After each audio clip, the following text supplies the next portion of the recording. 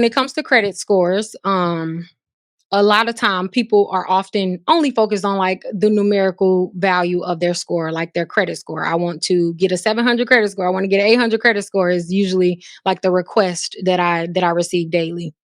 But I'm a big believer of focusing on your credit profile, strengthening that.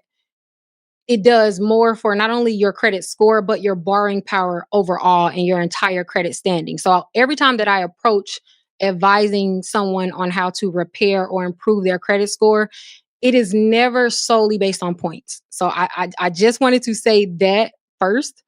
And also, in order for anything that I'm going to say to make sense, you have to the audience has to be willing to unlearn certain things that we've been accustomed to when it comes to like the credit game that are just flat out wrong, right? And so yes, I wanted to first give that disclaimer before we kind of get into these tips.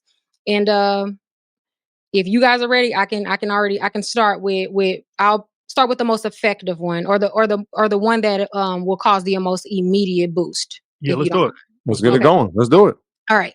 So my number one non-conventional tip that I would recommend for a person seeking to boost their credit rating is to number one, target the late payments. The reason why you want to target the late payments anytime you are trying to improve your credit score is because of the impact that the payment history has on our credit scores, because it's the largest factor.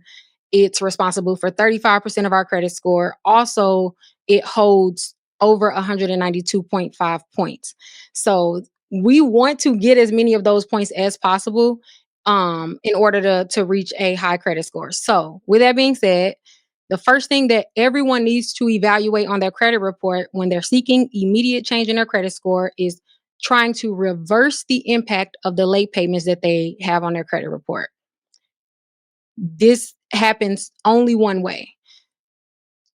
So the way that they would do that is because late payments are the number one reason people will lose 50 to 100 points per instance sometimes.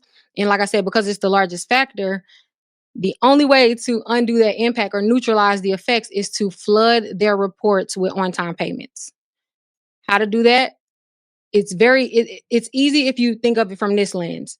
Think of, I call it the 11 to 1 rule, right? So what that means is for every single late payment that is reporting on their credit report within the last 3 years, they're going to need 11 on-time payments to neutralize that negative impact on their score. How do they get that? You can do it by multiple ways. Number one, you can allow time to pass. That's about a year. 11 months is about a year before most late payments will neutralize. But being super strategic and intentional about making sure that they are trying to cancel out the late payments within the last 3 years by specifically making sure that they have accounts that are currently reporting every single month to every single credit bureaus in on-time payment.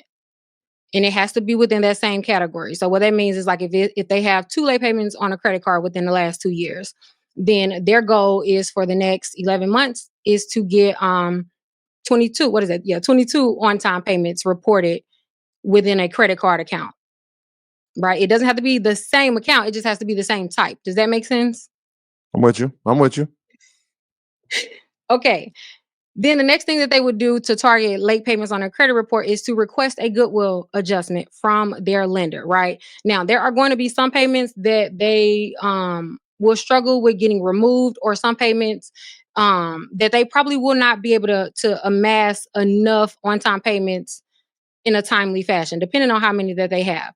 So my rule of thumb is for any accounts that is still open, so it's still reporting, you still have a standing relationship with the creditor, you should always request a goodwill adjustment from them. And that's simply just going to the creditor saying, "Hey, I made a mistake. I was late. I'm not denying it. Things came up, things happened. I learned.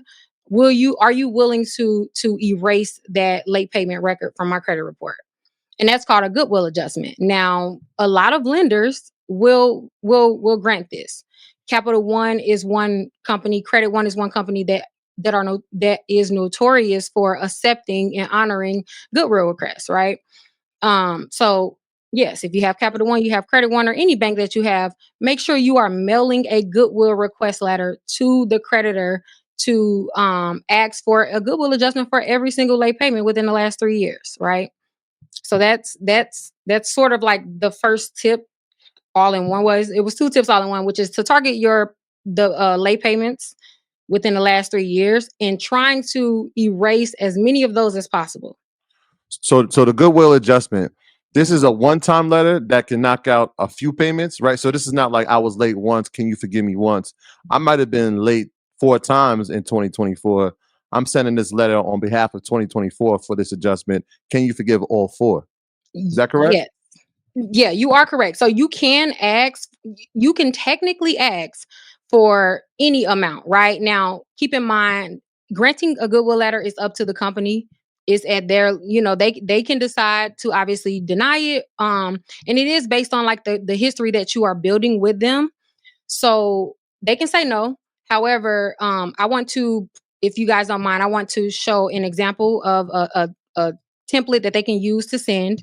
All they have to do is plug and play their information and send it to their creditor. And so let me share that really quick. And it's just a good letter to have just in your file, just in case.